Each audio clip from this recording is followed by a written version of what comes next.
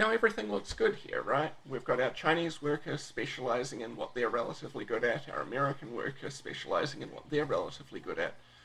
But perhaps you might have noticed that this came about precisely because of these wages that we chose, these prices for iPod assembly and research innovations that we chose. What if we changed the prices?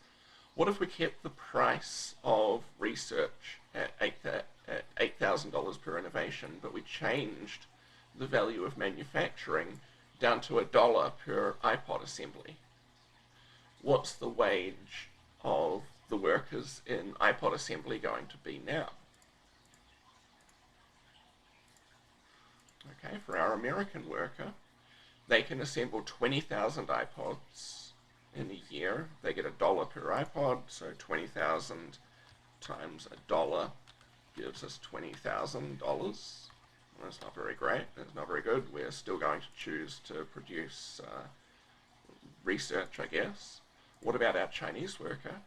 Well, the Chinese worker produces 5,000 iPod assemblies per year, but if they're only getting paid $1 for that, then they get $5,000. Can you see the problem?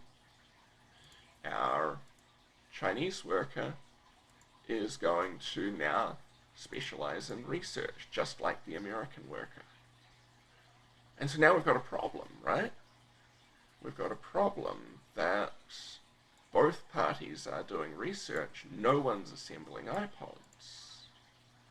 So what would happen next? Well, if we did want iPods assembled as a society, then we've got two options. We could have the government intervene, right, and force one group to produce something. Or it turns out that we don't need the government here. We can rely on market forces, because if we want iPods to be assembled but nobody's doing it, what's going to happen to the price of iPods? If there aren't enough of them to go round, the price is going to start to rise, right? The price of an iPod is going to rise, meaning that we can afford to pay more to assemble those iPods, and that price will continue to rise until somebody assembles those iPods for us. This is an example of what Adam Smith referred to as the invisible hand of the market in action.